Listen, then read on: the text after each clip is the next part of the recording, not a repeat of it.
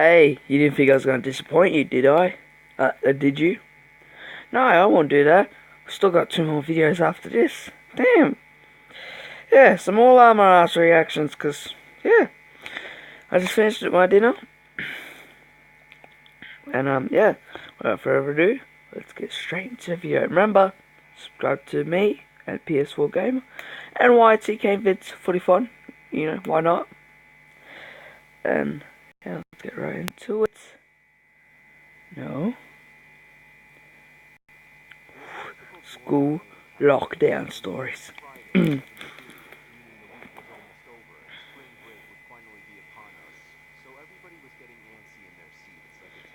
Ooh. Oh.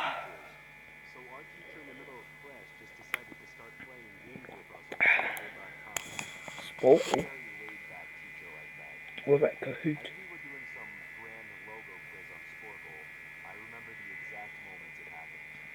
I've never heard of Sporkle.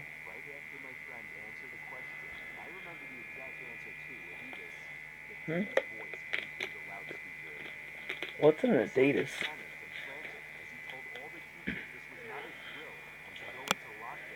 It's a Kanga drill.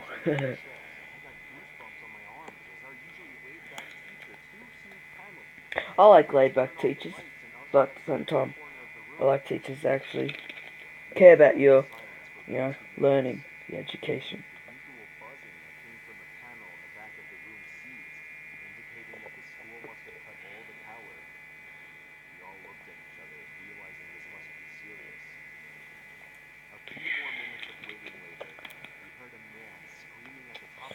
Yeah.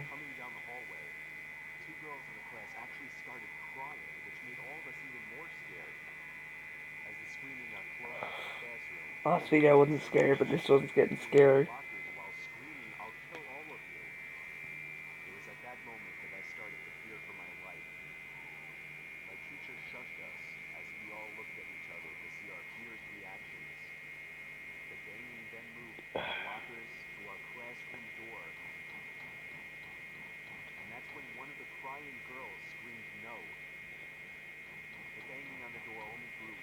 What's wrong with his teeth? Oh, bong him.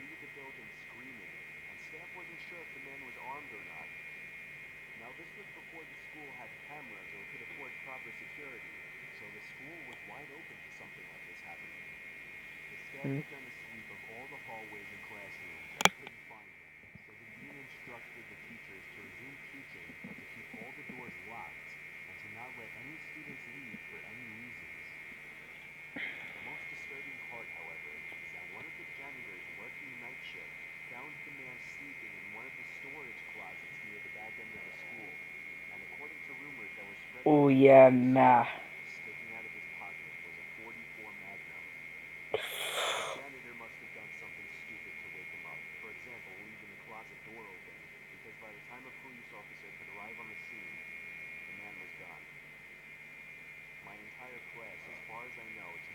No.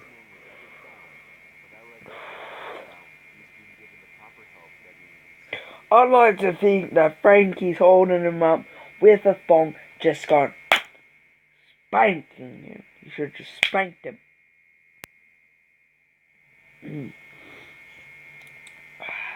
move on to the next one.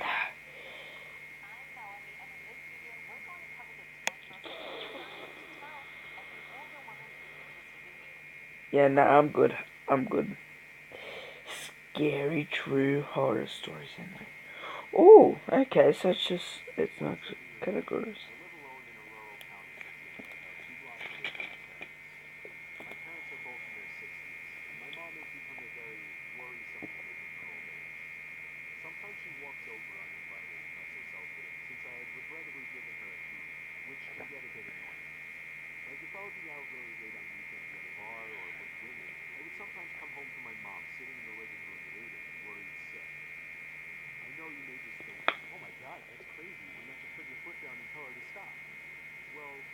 you don't know my mom. It's very hard to describe her, but she's the kind of worrisome, innocent Hot. little lady that you just can't bring yourself to go against. And I hate to mention that she also has mild dementia. Anyway, this That's story sad. began, I think it was around 2 in the morning. I was at a nearby club with a group of college friends, really the only place to hang out in this boring town, and I was getting ready to head home. I said goodbye to all my friends and walked the 3 blocks to get back to my house. I walked up my front stoop in my drunken haze and dug my hand in my pocket for my keys. When I grabbed the doorknob, I realized it was unlocked. My mom was here.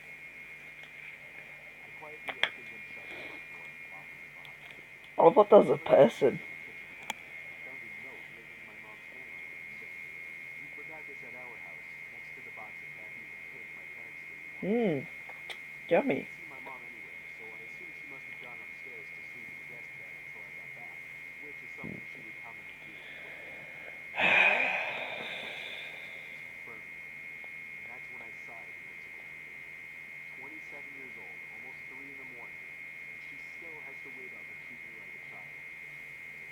I ran upstairs to check the guest bed, empty, along with all the bathrooms.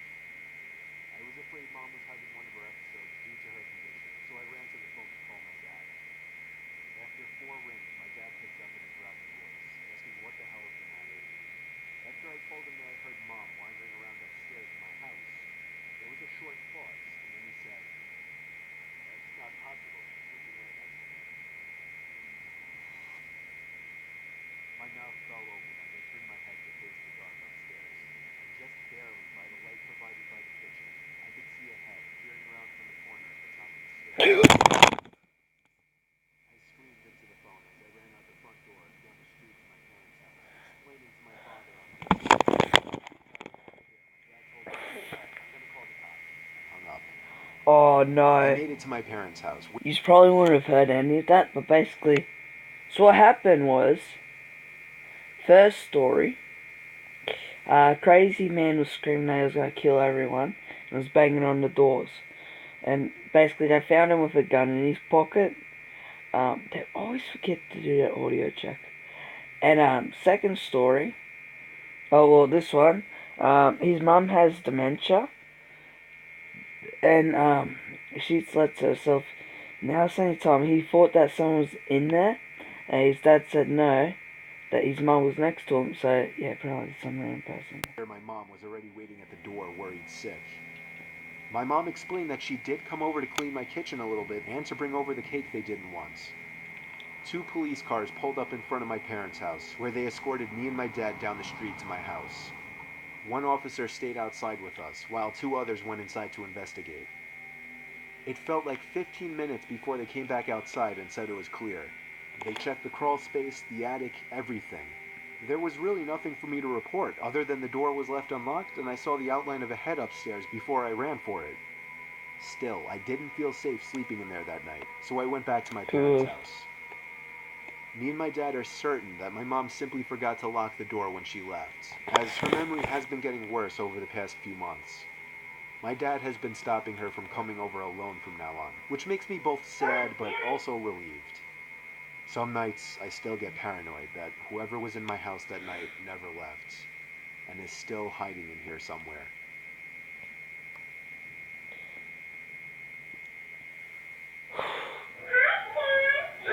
Whoa, okay. Yeah, just ignore that and the noise background. That's just my computer. Okay. Compare your usual Hola. rideshare with Ola. Both have heaps of cars, probably the same. Boom boom. True snowstorm stories.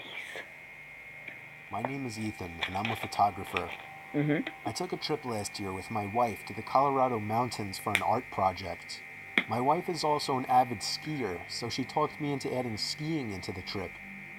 We had the option to book a room at a ski resort or rent out a private log cabin. The second one seemed more romantic, so I picked that one. Plus, it didn't hurt that it was cheaper. The cabin was nothing luxurious or anything. It was a single floor, 4-room little thing. A 2-person bed. Oh, it's freezing. I'm not quickly put a heater in there. Okay, see that. Oh, that heater feels nice. Bedroom, a a small That's living good. room, a kitchen, and a bathroom. Mm-hmm. They may have been small, but the actual idea of being secluded in a warm log cabin during a blizzard was amazing. However, the storm was interfering with the cable signal, so we didn't have much to do this one particular evening. It was just starting to get dark out at this point, but there was still a decent amount of light outside, so I thought it would be perfect for getting a few shots and videos in the blizzard for backgrounds and wallpapers. Okay. I told my wife I'd be back within 10 minutes and slipped on my boots and coat. The moment I stepped outside and shut the door, I noticed footsteps leading up to the door in the snow that had blown under the wooden awning. I could see Wow. the prints doubled, as whoever left them there turned and went the opposite direction. I was freaked the fuck out, but I wasn't about to go inside and scare my wife. I decided to give in to my curiosity and followed the prints to the right side of the cabin. Right away, I noticed that they led to the bedroom window. My heart froze in fear when I saw this. I could see my wife sitting on the bed using her iPad. She noticed me and I waved. She laughed.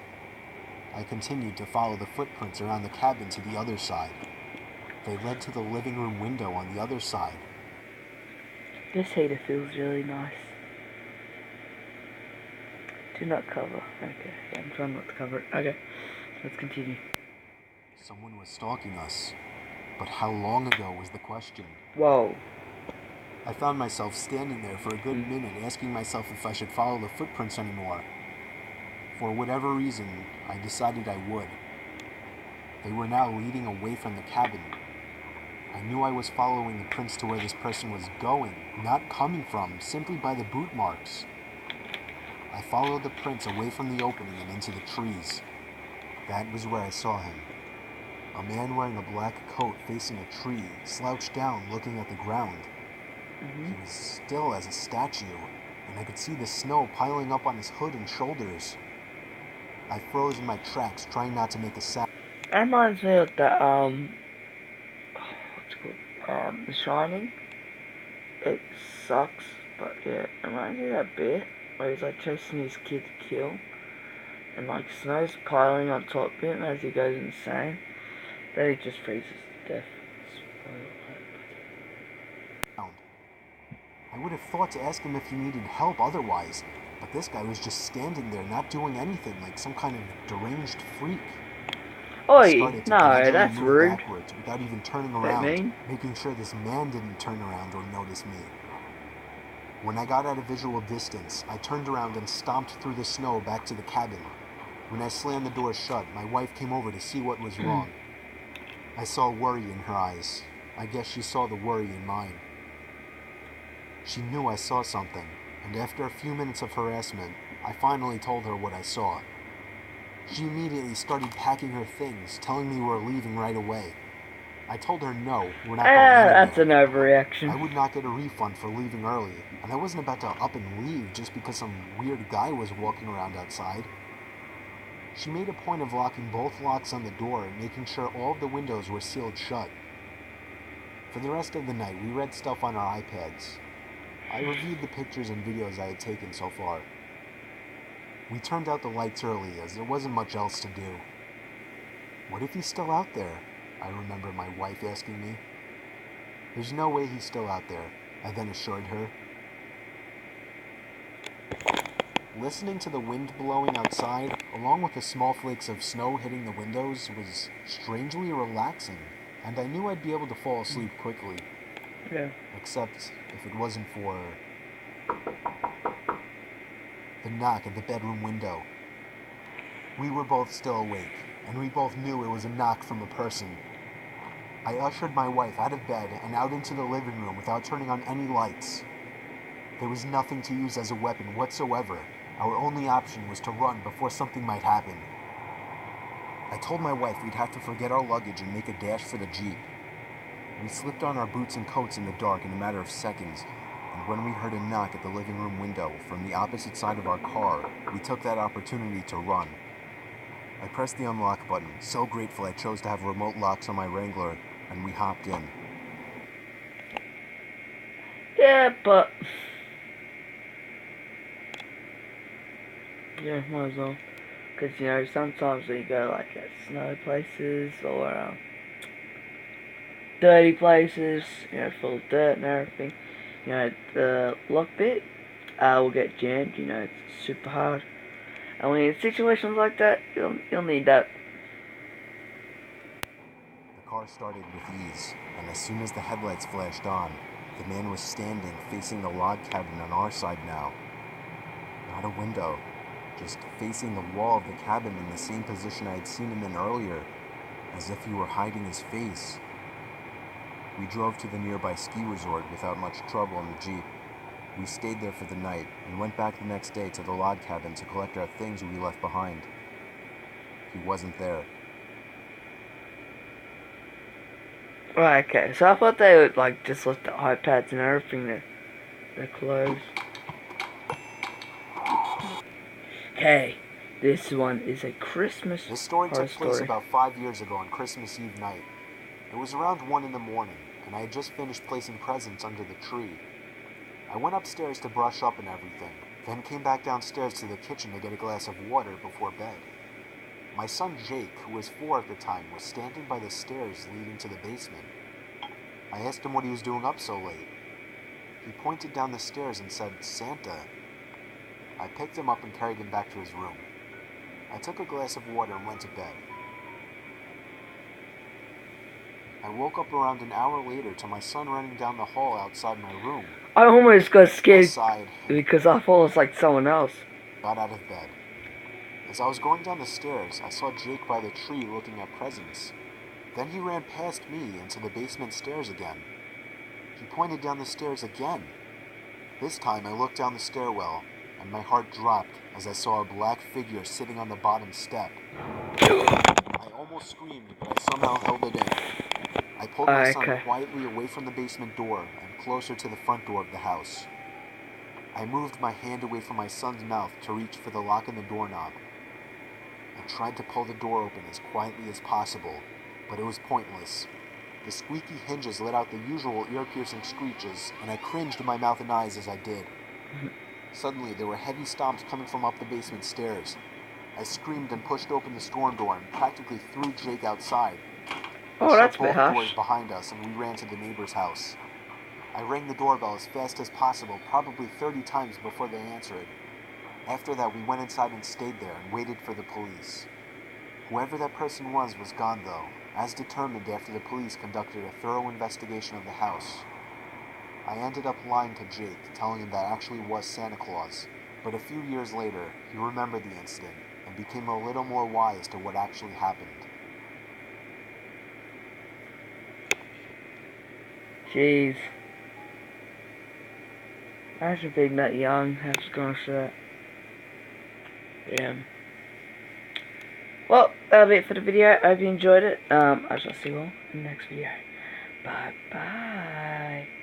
Oh, did I say that'll be it for the? Hopefully, I didn't say that'll be it. No, that's the video for today. Because 2 more videos are coming. Yeah, so see you then.